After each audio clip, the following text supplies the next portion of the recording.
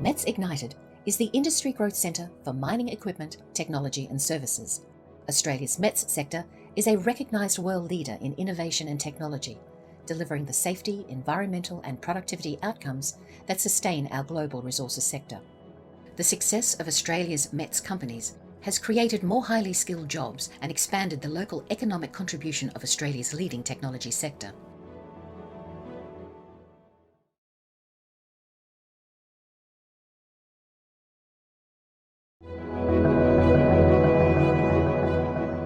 METS Ignited is an industry-led, government-funded growth centre for the mining, equipment, technology and services sector. We're funded by the Department of Industry, Science, Energy and Resources, and the goal of the Industry Growth Centre initiative is to accelerate the commercialisation of innovation, to enhance skills and capabilities, and to grow exports of technology and services in areas where Australia has a proven competitive advantage. METS Ignited supports the sector by providing matched funding for collaborative projects with METS companies in the mining industry. We also deliver accelerators and masterclasses to enhance the commercial skills and capabilities in the sector.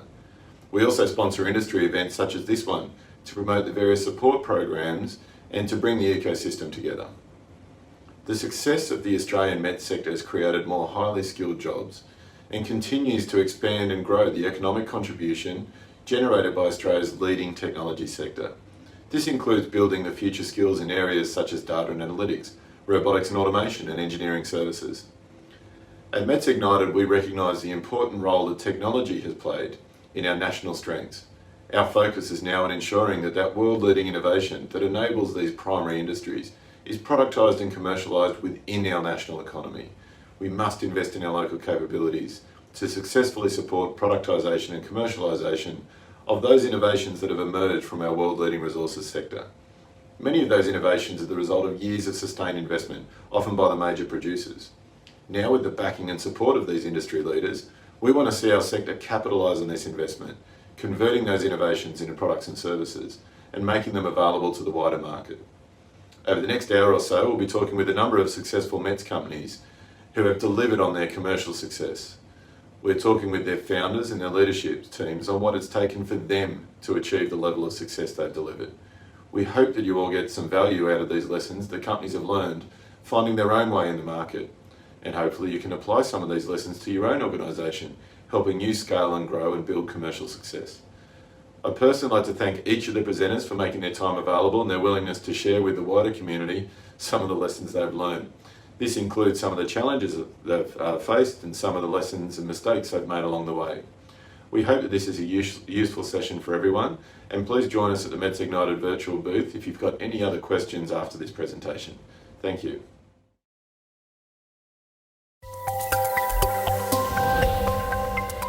Hi, I'm Adrian from METS Ignited. I'm pleased to be joined with Janse, the Chief Executive Officer of Blast Movement Technology.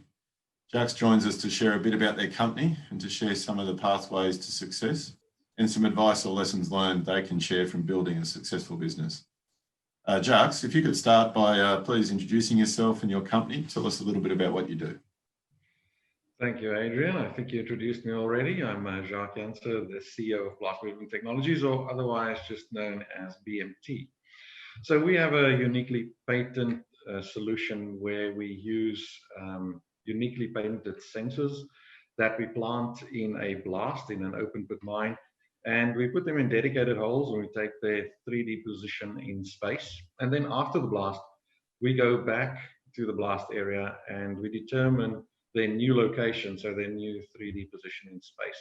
That delivers a 3D vector that we then load into our software, and our software then uses a clever algorithm to show how the blast has moved, but more importantly, how the ore has moved during the blast. And so our output to our customer is essentially a new dig plan, so that they can dig less and gain more ore, because what we do by doing this is we prevent ore loss, we prevent dilution, is where you send waste to the mill, and we avoid misclassification, which is just saying that if you think it's one type of ore and it's actually something different, we help you to classify that correctly. So basically we have this very clever hardware solution combined with a software solution where we just show the miners where to dig to maximize their ore yield. Right, no, it's very interesting. What What do you feel has been some of the contributing factors to the success of your organisation? Well, about 5 years ago, the company was bought from the founders by a private equity company when the product was sort of commercialized. But the aim was then to not just commercialize further, but to, as we call it, globalize.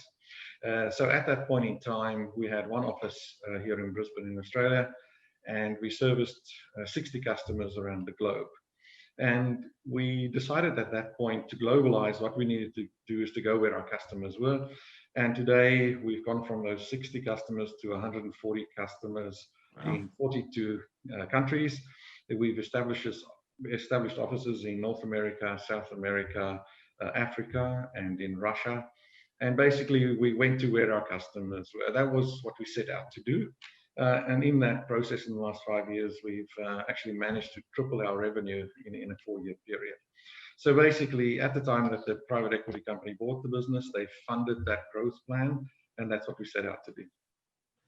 Anything you tried in the growth plan that didn't work? Any misses or opportunities lost? Yes, I mean, the way we decided to do that was to say, instead of going with a distributor model or finding agents or so, we decided that we would create a local legal entity where our customers were, and then employ our own staff and invest in the region in that way.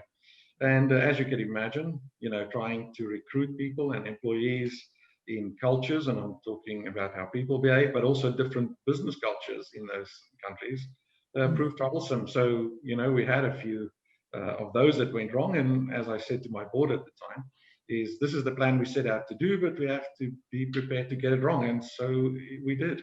What we learned from that was that we needed a more rigorous process for recruitment.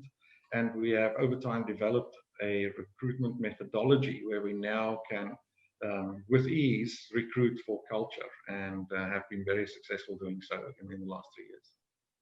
Wow. Okay. What support did you seek for growing your business? And I guess as part of that, what advice or suggestions would you give other METS companies looking to grow as you have? The thing is to get involved with local industry forums, or even local government forums, very importantly so. And also, as I'm speaking to you, I can call out METS Ignited. I think one of the really important things along this journey for us was to participate in your collaboration workshops. We found that very, very useful, where we met similar technologists and CEOs and other leaders in the METS industry. It was very helpful for me, especially when we decided to move into Russia. And I suddenly found that my own studies led me nowhere fast, but then getting in contact with those that I've met on the collaboration workshops led me to asking them for advice on how they went into Russia, what worked for them, what didn't work for them, to then solidify our plan moving into Russia. And today, Russia is one of our growth sectors where we are very successful.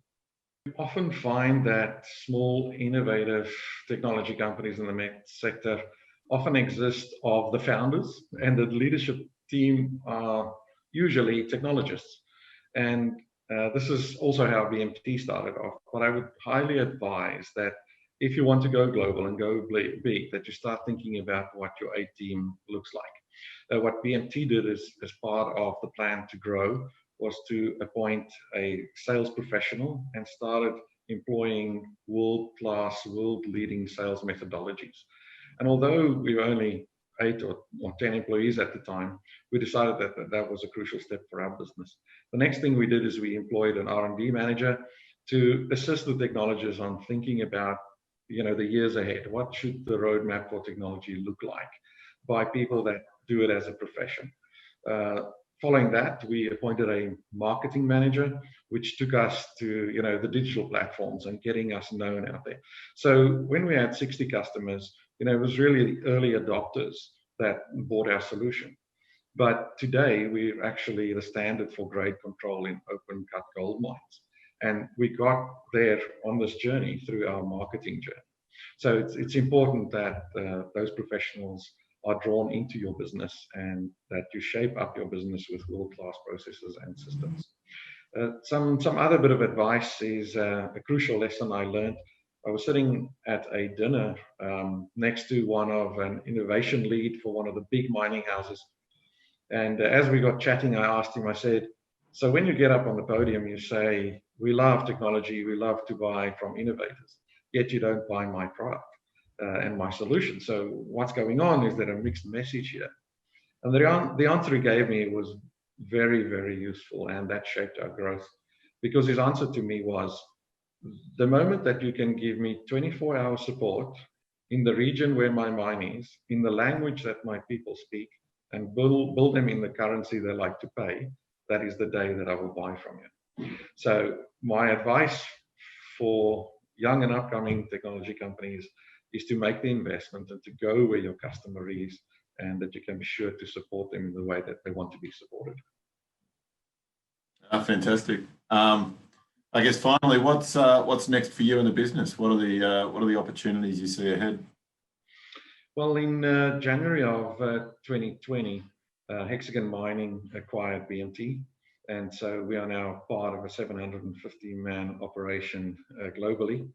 And what's happened with that specific acquisition is that BMT is now filling a space within the mining workflow from pit to plant in the mine, where Hexagon has now an unrivaled solution offering to the market.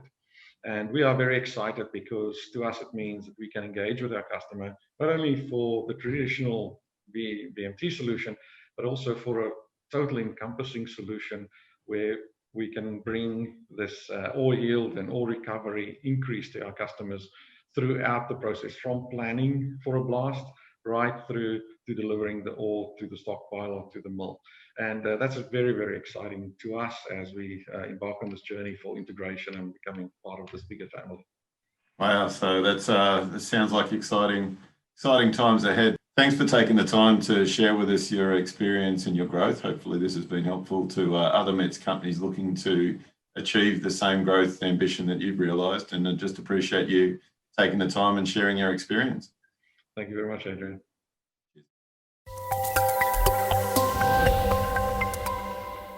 I'm now pleased to be joined by Matt Smith, Founder and Chief Executive Officer of MyPass Global.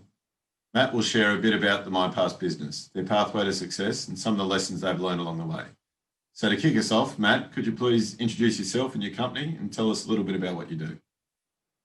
Thanks, Adrian, and thanks to METS Ignited and IMARC for hosting us and having us on the program. So, yeah, as you mentioned, my name's Matt Smith, so CEO of MyPass Global, and I'm fortunate to be leading a team of 37 passionate people who have built technology with the aim of creating safer and more connected communities in highly regulated sectors. So we're doing this through a mobile-first approach to empowering frontline workers to manage training, competency information, and to prevent compliance gaps. So our technology is centered around a digital work skills passport. And what MyPass is about is simplifying the compliance management process for asset owners, mining companies, employers, and sites. So for our business, this is really about two things: reducing the risk associated with workers on the front line and to be able to access real-time compliance data.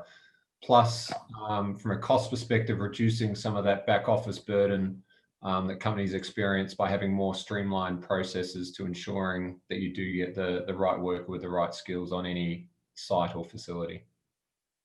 What do you think are some of the contributing factors to the success of your organisation so far? Yeah, look, I thought about this, and there's sort of three key things that I think are key from our side. The first and foremost is having a strong, solid product market fit, really identifying a key pain point from the sector or sectors that hasn't been solved yet, and through constant iteration and experimentation, coming up with a fit for purpose solution to really simplify, standardize, and facilitate that industry collaboration and sharing. So that's the first one. A second one has definitely been to have a strong team. Obviously, you're only as good as the people around you, and it's definitely been a team effort to get to this point. I'm sort of proud to say that person for person, everyone's very much exceptional at what they do in our business, and we'll build a really strong culture around that as well, and that includes having great advisors and mentors around me. And then the third one is timing. We're just fortunate we're at the intersection of some key trends at the moment, including the move towards cloud-based systems and the acknowledgement that sort of the large traditional ERPs can't do everything. And things like industry collaboration, where organizations are increasingly looking outside their own sort of four walls to look for solutions and to standardize across industries. There's certainly a trend as well around transient workers and a gig economy, where workers are moving around more and more between organizations, around an increased focus on compliance and trust-based ecosystems as well, and that assurance piece. And then lastly, individuals wanting to have more ownership and control over their own data and being empowered in a way that they haven't been before. So those are some examples from a timing point of view. We're just fortunate that the problems we're solving at the intersection of those, and they're all coming together nicely. Yeah, right. How'd you approach, I guess, setting up the business for success? Yeah, it's an interesting one. Look, we've always wanted to be a very agile learning organization, and what we started off with from day one is a series of 9 hypotheses that we wanted to test or validate in order to make sure that we actually had that product market fit and actually were solving a real problem. And some of those were around, the assumption that an individual would want to log into their own portal or their own passport and self-maintain their quals and things like that. And so we went through a very systematic process of validating and ticking off those hypotheses before we kind of went to the next stage of, tipping in more money or building the next layer or investing further. And so that was sort of a key aspect, is that experimental method and trying to be agile with that. And then also from the outset, acknowledging that we're starting small and managing that cash burn and very much bootstrap the business in the early years. But from the outset, I wanted to set up the framework of the business in a way that facilitated growth. So I made sure I had really capable people I'd worked with before that started off on a contract basis part-time and headed up the various divisions of the business, and then slowly either made those people full-time or brought in people that were full-time and built the teams underneath them. So we weren't sort of scrambling, I guess, to form an organization as we went. We kind of set up the framework, I guess, to scale and grow and be successful from there. And then also acknowledging that I hadn't been on this journey before of being sort of an entrepreneur of a business of this nature, is surrounding myself with people who had and mentors and advisors who'd walked this path before and been part of multiple startups or technology businesses or from the sector. And then wrapping around that was also accessing the available programs, which includes like the R&D tax incentive, the industry growth centers, Austrade, etc. Those have all helped us immensely in terms of getting us through that valley of death and into a position where we can keep going through to the next phase. Anything you tried that didn't go to plan? Yeah, plenty of things. One thing I found is building a business is a good way to keep yourself humble, that's for sure. So plenty of things that didn't work. I mean, some examples are sort of at one stage in the early days, completely outsourced the software development to an independent third party, and that came with a lot of challenges, and my naivety sort of kicked in there and didn't realize that there was some fundamental sort of control issues there with the way that was getting set up. I started with a co-founder who left the business after the first year, and he was a developer. And I'm not a developer. So all of a sudden after year one, I was running a technology business without having built a line of code in my life. So that's what led to that first mistake of then outsourcing and trying to get that right. I also made the mistake of trying to go for some really big fish early on, and the sales cycles involved with those. So one big mining company in particular was best part of 2 years spent getting to the point of a purchase order, all agreed going forward, and met with 24 sort of senior executives in that company, but one person in procurement stopped it at the final stage. So, you end up with nothing after 2 years of kind of putting all my bets on one horse. So that was another one as well, trying to get the right type of organization that has that adaptability quotient that can engage. And then, some other ones around the people side too. I've made the mistake of hiring too fast and going with people I knew rather than going through a proper process of screening and benchmarking against a wide range of people and getting specialist expertise in to help me with that. So lots lots of battle stories, lots of time on the knees, and bucket loads of grit, I guess, to come through, because it certainly doesn't happen overnight. No, it definitely doesn't. What support did you seek for growing your business, and what advice, I guess, or suggestions would you have for other METS companies or technology companies that are looking to grow? Yeah, so we sought as much support as we could, and I encourage all companies to do that. So I mentioned earlier the R&D tax incentive.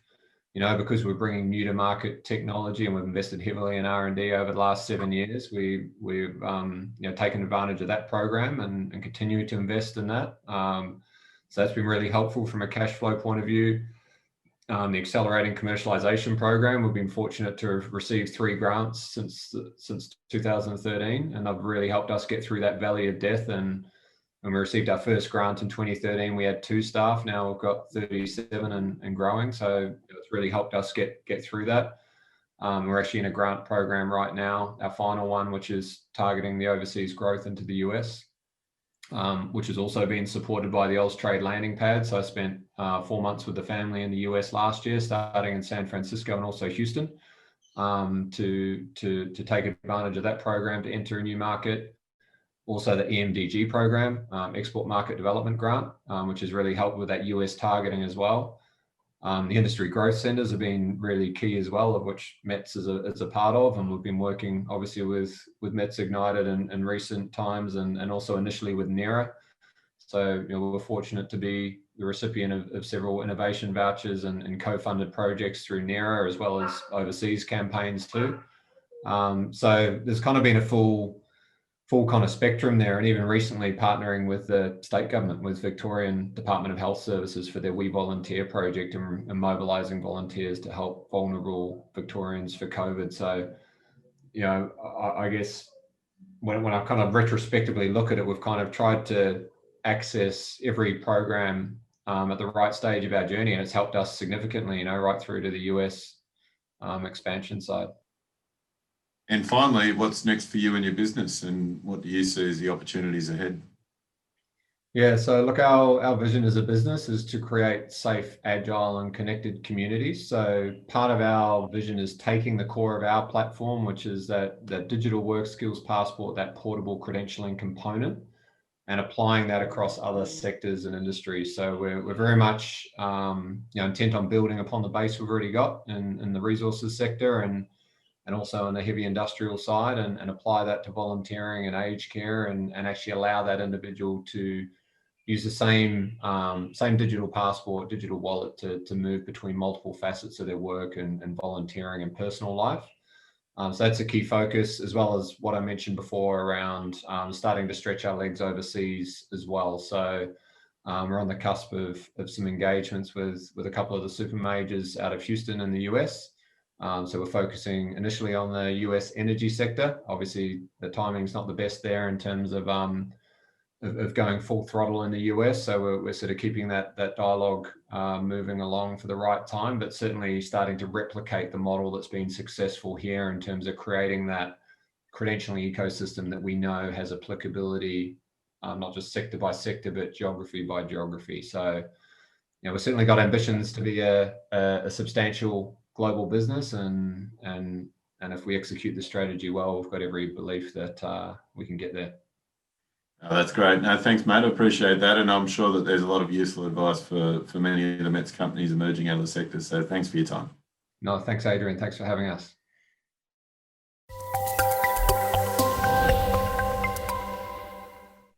I'm now here with Jeff Sterling, the founder of Universal Field Robots. Jeff joins us to share his experience on growing the UFR business and to share what they've learned building a successful organisation. Jeff, would you be able to kick us off by introducing yourself and your company and tell us a little bit about what you do? Yes, Adrian. I'm Jeff Sterling. I'm an engineer that I've been working in the mining industry for probably 25 years. And I founded Universal Field Robots about 5 years ago to build outdoor robots, which are based on mass-produced construction machines, which we add autonomy packages over. What do you think some of the critical sort of success factors are that have contributed to the growth of your organisation? Look, I think that for us to be successful, it's about culture, and we've been trying to cultivate a culture. And there's probably 4 things that stand out in that are important. A preparedness to take risks is sort of buried there. It's probably at an individual level. It's trying something new that no one else is doing and being uncomfortable in that space. But at a team level, it's about pushing time frames and taking technical risk at some level while still having budgets and obligations to fulfill. And then probably a bias to action, which is testing business and technical ideas, which can be frustrating because things don't work, you back up. But we're always learning and accumulating some knowledge out of that, which we can take to the next problem. Not reinventing the wheel has been a big part of what we've been doing. We've been trying to use existing technology where possible. And there's a massive amount of research we've found it's underutilized, and the challenge is how to take this existing knowledge and fashion it into some valuable products. And then the last one is probably blending budgets with engineering. Only a small part of our problems have been engineering and technical. A lot of it's been business, how to get a product out in the market that's actually customers will engage with, what product works, how to get product market fit, and then how to scale a product to build a business around it. So what was your approach, I guess, to setting up the business itself for success? Look, we started small. That's probably my sort of DNA, but we started small. We did it at a very low cost. A lot of weekends working in the garage, building excavators, to keep the costs down. But right at the start, it was knowing that we needed a strong technical capability. And again, with the cost basis, we hired a lot of, we hired one and more young, talented engineers. And I have to say, that was the philosophy we started off on. We've been really rewarded with that. And there's a tremendous amount of untapped talent out there, I feel, in Australia that's waiting for people to innovate around. We've had lots of opportunities to talk, and I think we've talk and demonstrate, and we've taken up every one of those that's come past virtually, except where we couldn't. And, for example, we demonstrated at the ICRA, the robotics conference, and that really kicked us off then. We made some good contacts, and we had our first customers, and, not long after that, an AC grant, which was also fundamentally important to getting us going. Anything that didn't work? What didn't go to plan? Oh, look, lots of things didn't go to plan. I think we've pivoted from pivots. So we started off doing avocado picking. I went and pitched at defense events. We went to Autonomous Warrior. Some of our first customers were in construction until the construction space faltered at that stage and the projects dried up. So there's a lot of perseverance around getting those things to work. And customers are really hard to wrangle. And I've probably learnt that the sales cycle from first talking to them to getting an order is probably 1 to 2 years. So there's a lot of testing, learning, applying for grants over weekends and early mornings and nights that don't actually go anywhere. So, we now know what works and what doesn't, but we obviously didn't at the start. So what support services, I guess, has your business utilised, and what advice would you give to other METS companies looking to grow? Look, we're a spin out from my engineering company that I'd been running, a services engineering company that I'd been running for 25 years. And so we were able to squeeze some goodness out of that and to start the business off. And we also were able to access the R&D tax incentive because we had some cash flow, and that's not going to be open to everybody. So I think the seed time for a project is the hardest for a lot of people to get through. We were then able to access an AC grant, which is also extremely challenging to get because you have to have customers on board that are committed to what you're doing, but you also can't have any sales because that excludes you from a grant. So the timing is really quite difficult to access that. We then took on work with Index, and we've been lucky enough to have our product then funded through sales and collaboration. So I highly recommend collaboration as an avenue for progressing a startup, because not just for the financial funding, but also the expertise and also the learnings around what the customer really needs. It's the only intimate way to have your heads banged together for a few years to really align each other. Look, and now we're lucky enough, as you probably are aware, to have the METS Ignited grant for another project development, and that's a collaboration-based project. So that will push us really intimately together with another mining company into another product space. And we're already seeing a lot of opportunity to take that around the world. We're getting inquiries already from in other places, Africa and South America, to do things around that project. So we're really looking forward to that. What's next for you in the business? What are those opportunities that you see ahead? Look, in the short term, we've actually got what I would call a full order book. Not that it translates that way, but we've actually got probably enough work on at the moment at least in the next period to just to try and focus in on and execute well. And so our whole thing now is we've got a mining product. We're out competing with the likes of Caterpillar. So we've got to get a very hardened product out that people can abuse and knock around, and it still performs for them. So that's a challenge for us in the short term. Some of our customers now that are popping up are in South Africa and South America. So we've got to work out how to develop delivering capability to export and also support products and train people in other countries. But then the larger picture is scaling UFR to a bigger business. We've now multiple customers, and we've got a strategic plan to get to 1,000 units in the field within 5 years, which makes us a sort of serious business. And I've become a big fan of Crossing the Chasm, the book. So its formulaic sort of approach to it has shown that we're still out looking for probably the products that will really scale us to the next stage. But it's just another development stage, and I think we're a lot closer to really big things happening in the next period. It sounds like you've got great plans and great opportunities. So thanks for taking the time today. Thanks very much, Adrian, for the opportunity to talk. It's great.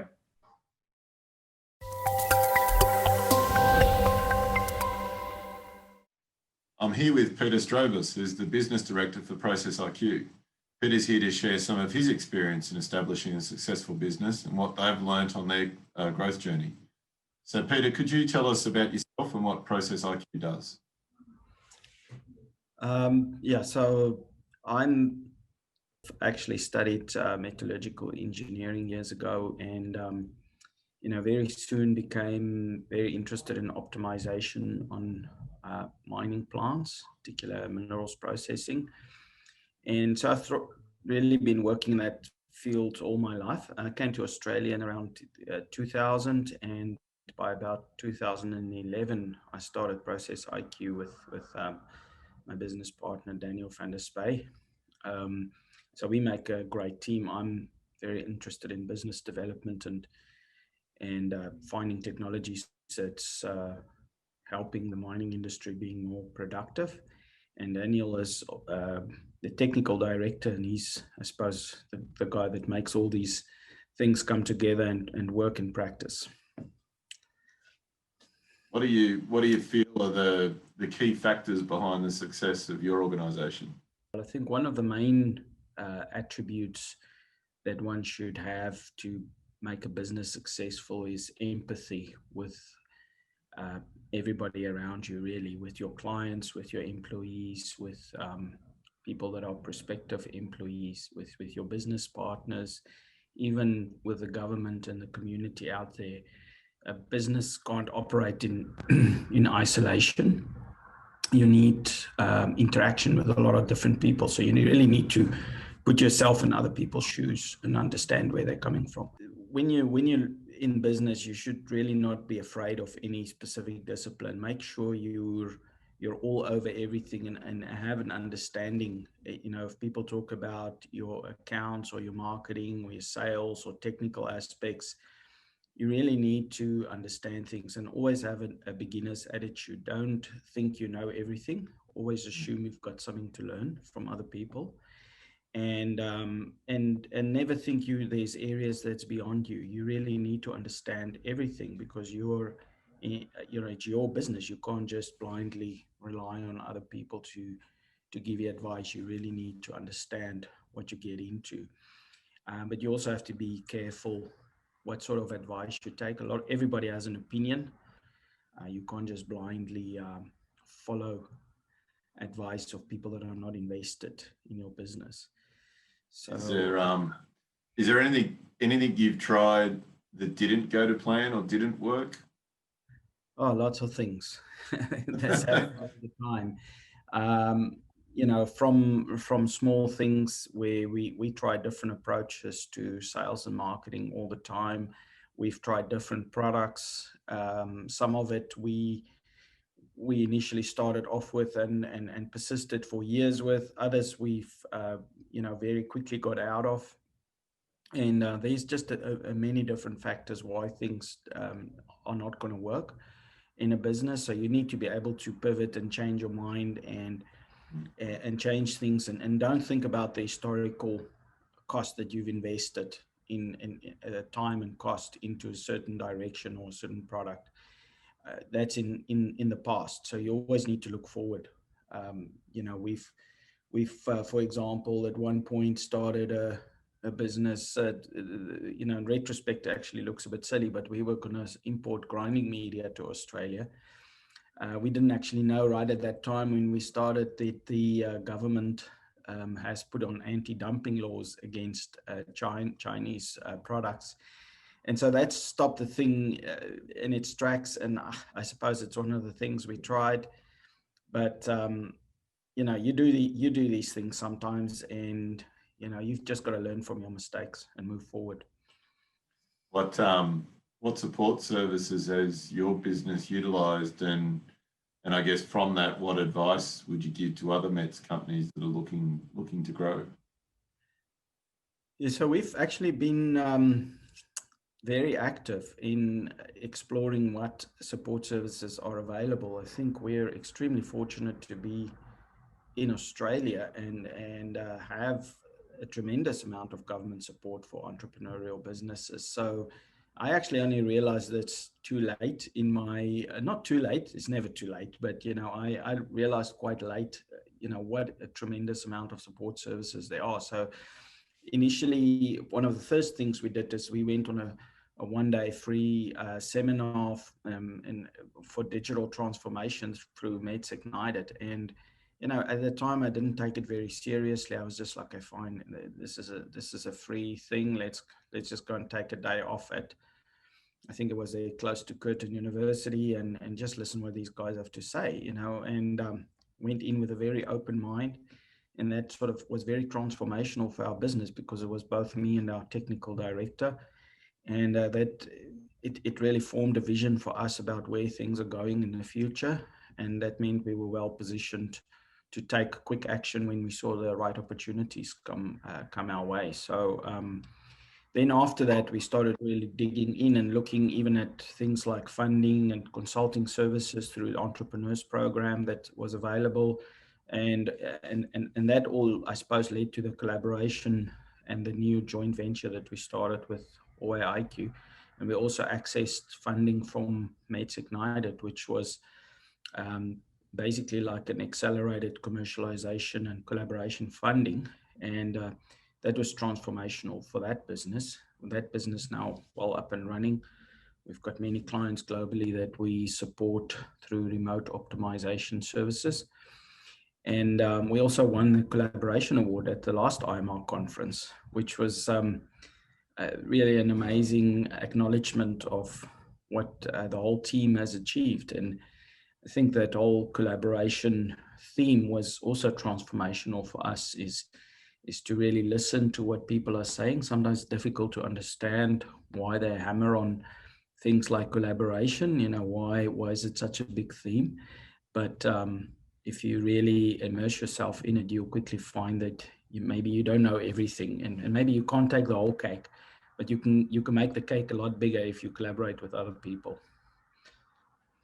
I like that example of make the cake bigger, and that's certainly the experience of many of the METS companies, and the collaboration award is why part of the reason we're here today is to learn from your experience that's made you successful. So I guess finally, what's next for you in the business? Where are the opportunities that you see ahead of you? Oh, look, we've got many opportunities, and I think our biggest challenge is really to filter out what are we not going to do, not so much what are we going to do. But we've just recently opened an office in Canada. Process IQ is registered there as a business in Canada. We opened an office in South Africa, and so we really focused on global expansion and penetrating other markets. And now with coronavirus, you do need local representation. Although we can do a lot from Australia as well. So we still think that the global market and optimization industry for mining services and mining optimization is in its infancy. It's really quite far behind other areas, and the main reason is because it's so difficult. It's difficult to mine raw materials out of the earth and eventually turning it into good products. And there's a lot of things that we're not measuring that should be measured, difficult things. There's optimization that can be done. So yes, we're looking at things like acquisitions of other companies as well to look at online measurement equipment. We are expanding the joint venture for helping to optimize various mines around the world, and that's a very important business, because making the mining industry more efficient is good for everybody. No, look, Pieter, thank you for your time, and that's a great example, and I think there's a few key lessons there. That collaboration is certainly key and a key recipe for success for all the companies like yours that we see go on to become very successful and internationally focused. So thank you very much for your time and your insight. We really appreciate it. Thanks, Adrian. Appreciate it.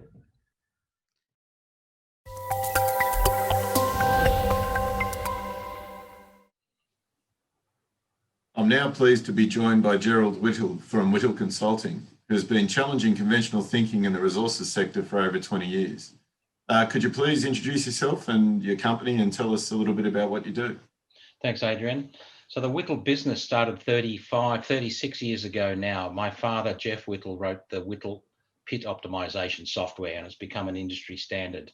Any geologist or mining engineer would know that. Since 1999, I've been running Whittle Consulting. So my father was working on a new technology, the Proba suite of software, which is much more comprehensive in terms of the scope and the scale of the modeling. So we model we're a consulting business, but we use the Proba software in-house. It's very powerful. It runs on multiple computers, so it's very scalable. We make bigger and bigger and more complex models. We just run more computers. We have 120 in our office, and we rent servers in Helsinki. That's the cheapest place in the world to do data processing, because of the cheap energy and the cold temperature. So our approach to strategic planning, integrated strategic planning for mining companies. So it requires cross-functional collaboration, all parts of the value chain, all time periods. That's what makes mining particularly complicated to model and optimize, and ultimately all stakeholders. We approach it by making a single model of the whole system. So from the resource model, the block model for pits and underground, the mining systems, the plants, JK SimMet model, logistics model, commercial model, financial model, integrated into one model. A byproduct of that is it's actually an audit and a check. So it's worth it for assurance purposes, because it's inherent in large companies in particular that lots of data in lots of different systems run in different organizational silos. The likelihood of some errors or at least inconsistencies creeping in is quite high. So until it adds up in our system, within 0.25% of the MPV, then either our model's still wrong and we've got to fix it, or actually the underlying data and systems and models of the company are not correct. But then we use a technique called activity-based costing and theory of constraints to model the system and the behavior of the costs and the physical properties in a lot more detail than most people do for strategic planning purposes. We focus on dollars per bottleneck unit. So we're mining money, but it's not dollars per ton, it's dollars per the constraint in the system. And it's quite a comprehensive, convoluted process, but we end up with pits, phases, underground, mine schedule, cut-off, stockpiling, blending, grind throughput recovery, mass pull to concentrate, product specification, logistics solutions, et cetera, all on a dollars per bottleneck unit basis. The primary objective is MPV, early cash flow, and we're typically getting 20, 40, 60, 80, 1 in 5 times, close to 100% increase in MPV from exactly the same data, exactly the same constraints, the same assumptions. And then we'll change those and run a lot of scenarios, but just back-to-back comparison, can be quite spectacular. Wow. Yeah, I mean, it's such a complex area. What do you think's been some of the contributing factors to your success as an organisation? Well, look, no doubt having access to this software. My father's been, is the leader in this area for optimization software. So me being the driver of this, and I take no credit for developing it, gives us the freedom to do the calculations that most people get the issue, but they just cannot do the calculations. It is that complicated. Even conventional mathematics can't solve it. And it gives us the edge. Now you've got to couple that with, I guess, I'll call it pig-headed lateral thinking. We've got no respect for common thinking. The paradigms in this organization, humans are good at solving complex problems in the world by using mental models. We just challenge all of those. Very, very disrespectful, I have to say, and quite unsettling for some people. So some complete lateral thinking, it may be radically different. This is not for the faint-hearted, but that mental attitude combined with the high analytical and computing power shows opportunities that most people don't even see, don't even realize is there. Wow. And I guess, how did you approach setting up your business for success? I mean, you're challenging thinking, so it must be an interesting business model. It is. So we actually, and I personally spend a lot of my time running this 2-day seminar. It used to be called the Money Mining Seminar. It's now called the Integrated Strategic Planning Seminar, because it's not just about the money, it's about other stakeholders as well. And I spend most of my life doing that the last 10 years, run it 25 times a year. We've had 4,500 people through this seminar. Now, we're not a training seminar business, but it's absolutely key, particularly if you want to do something different. You need that mental alignment up front. Now, if you want someone to change the way they've gone about their job for the last 10 or 20 years in some cases, that's going to take some discussion. That is not a 45-minute presentation, because the outcome can be quite different. We're not maximizing utilization of the trucks and the fleet. We're not maximizing recoveries. We're not necessarily maximizing the life of the mine, although we often extend it. And a lot of these things are counterintuitive to the conventional silo-based approach. And how do we drive the business forward is talk about the concepts, because I think once people get the logic and they see they get it, it makes such absolute perfect sense. It becomes quite compelling. But to try and sell them a service and they don't know why they're wanting to do it, and then when you give them some examples, it looks quite odd because it doesn't fit with their concept of how you should run a mining company. And then even if you do get the purchase order and get to do the work, the wheels fall off because they start getting stressed when they see the odd results. So that mental alignment up front as part of the selling process and part of the actual implementation is absolutely key. And I know, and many of the people watching have been hammered by our emails. Please come to the seminar. We're not a seminar business, but that's the starting point. Wow. Anything you tried that didn't go to plan, and what did you learn from those challenges, mistakes, or missed opportunities? I find going too hard too early in the process, trying to push people when they're not ready. And we certainly did that in the early years with great frustration. Oh, why can't people see this is so obviously the right thing to do? And look, a lot of the METS out there are early adopters and innovators who will have that same frustration. You can't push people faster than they're ready to go. You've got to allow them the time. So this being more patient, being willing to explain to people, let them vent their concerns and ask their questions and just calmly answer them, not try and squeeze them. I think that's what we've learned, and that's what we didn't do very well in the first 10 years or so. We just expect people to see the obvious, and it's not actually obvious. And when the obvious clashes with their own paradigms, that's when you're just going to build resistance, and tailoring your message to their needs, not your needs, and giving them the time to think through it. And also recognizing that there's a whole bunch of people down the tail end of the adoption curve. They're not going to do anything new. Yeah, right. I'm sure. I mean, change management is such a tough area to play in, and you're really doing fundamental change. That becomes the challenge. Yeah, the mathematics and the modeling and the rest of it, and the technical side is actually the easy bit. Yeah. What did you what support did you seek in growing your business, or advice to other METS companies who are looking to grow? Look, in the formal sense, we used Export Market Development Grant for many years. We exhausted our 6 or 7 years or whatever the limit is. We used the research and development tax benefits, which is very useful in funding, providing funding while we were developing some of these techniques and making a loss. Once you start making a profit, that's less interesting. Yep. So we leaned, we're not doing that now, but we're past that. So we used those sorts of things. We, through METS Ignited, had some coaching and advice. We went through one of your formal programs in terms of helping drive the business, which was very good, have to say. There was a number of points came out of that we did adopt about our marketing push, mostly to do with marketing, not the technicalities of the business. And it helped a lot. So I recommend that to anybody. And you know, we're all human. We know what we know, and we don't know what we don't know. And particularly running a business, all of a sudden you've got so many angles to the business that you know, we're not all expert in all of these things. You probably are by the time you retire, but not when you start out. So being open to suggestion, being open to advice, and we took that advice. That's made a big difference, I have to say. Yeah, we often find that ourselves. It's often not the technical solution. It's the challenge. It's the commercialization and the pathways around marketing and areas that aren't natural. Look, the technicals, frankly, is the easy. Well, it's not the easy bit. It's the difficult bit. But most METs are there because they've got the technical solution. And the big question is, well, now what are you going to do with it? The question is, you've got to communicate your message. You've got to present yourself in a logical way. You do need administration and so forth and things like that, which was never our problem. And there's no single way of doing that. So getting some advice and getting some support in that has certainly been instrumental for us. I think the way Whittle Consulting presents itself to the market now is much better than what we were doing even 5 years ago, let alone 15 years ago. There's no. And so what's next for Whittle Consulting? Like where to from here?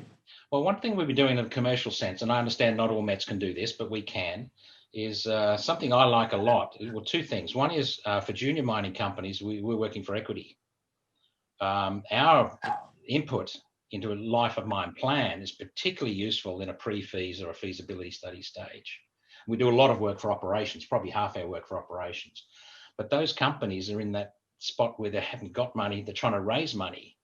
So to offer a comprehensive planning process, you know, which is not cheap, it's got to be paid for somehow. So we've done it 6 times now where we actually accept equity in the mining company. And I don't mean half cash, half equity. If you're in, you're in. And you need the freedom, which means you need other cash flow from your normal business to have the freedom to say, now we'll go 100%. And that's been really nice because it's enabled some junior mining companies to engage us when they couldn't have otherwise done so. And it's much more exciting for us. I mean, I'm at heart an entrepreneur. And so being on the share register of a client is much more fun, much better relationship than just being a supplier providing a service. So I find that quite exciting. I mean, we work for very big companies as well, not on this basis, but I find that particularly exciting. Well, that's a boots and all approach. The second thing we're doing, and we've been doing this a bit half-heartedly, well, not half-heartedly, but sort of on and off over the last 2 or 3 years, is teaming up with certain technology providers. Now, not anybody, but when there's a technology out there that has a strategic implication, this is very interesting because we can help make the business case. And I put in there, we did some work with edge protection. We've done some work with intensive blasting, the resin process, recycling cyanide at the back of a CIL plant. And so they're all good. Renewable energy, we're doing a lot of work on now, electrification, automation, automated haul trucks. And these are all things that they're good in their own right, but they actually redefine the ore body. Now, the supplier of a technology for a better crushing, screening, or comminution circuit, they're normally experts in their part of the system, or whatever it is, and they can talk about what I call the first order benefit, which is a reduction in cost, an increase in throughput, or an increase in recovery. But if it's of any substance, then you've got to re-optimize the pit, the phase, the underground, the schedule, the cutoff, et cetera, et cetera, et cetera. And most of these technologies, if you want a rule of thumb, the first order impact is only about half the benefit. They're understating the business case for the technologies they've got in many cases, because when you roll it through properly to the full implication of it, it's a lot bigger than even the supporter of the originator of the technology actually thought it was. Now, as a technology provider, you don't have access and you don't have the skills to do that. You can just imagine it might be something significant. But of course, that's our core business.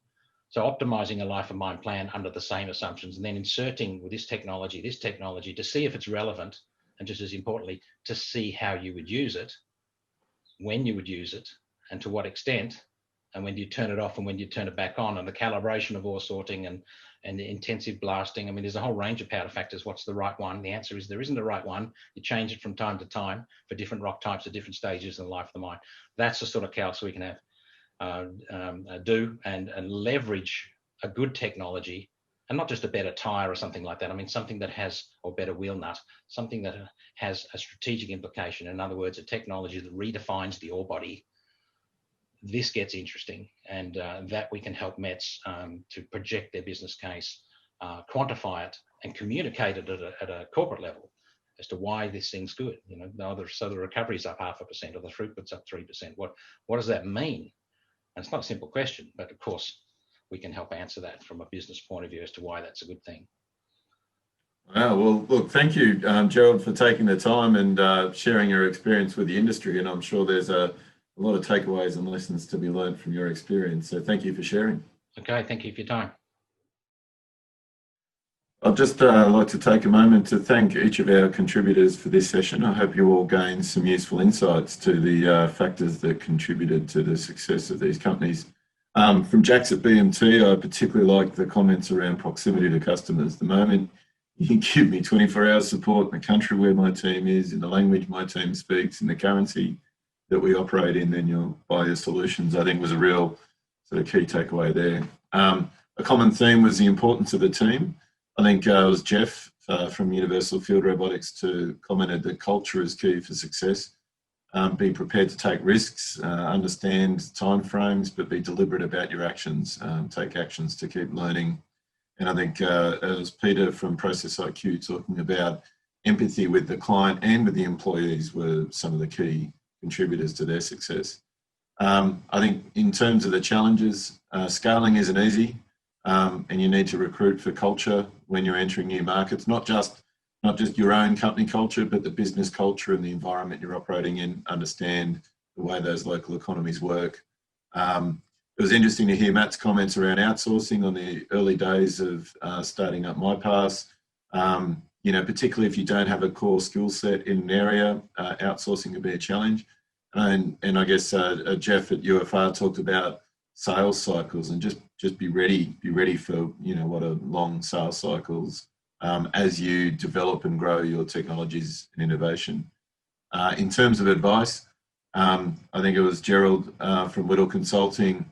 I liked his comments about just being open to advice. You can't be an expert in all things. So get expertise, get advice from experts in other areas of your business, other aspects of your business, like sales, like marketing, like R&D. And I think Jacques made a similar comment at the beginning of his discussion around the importance of access to knowledgeable industry experts that don't necessarily need to be involved in everyday business, but get involved in your local industry forums, get involved in the local government, collaboration opportunities. Collaboration forums allowed him to learn different aspects of the business and I guess gain different perspective from customers. And Jeff from UFR made a similar comment. You know, collaboration is not just for funding, but it's for expertise, and it provides different customer perspectives. A key driver for success for them was collaborating with different companies, so understanding the customer from those different perspectives.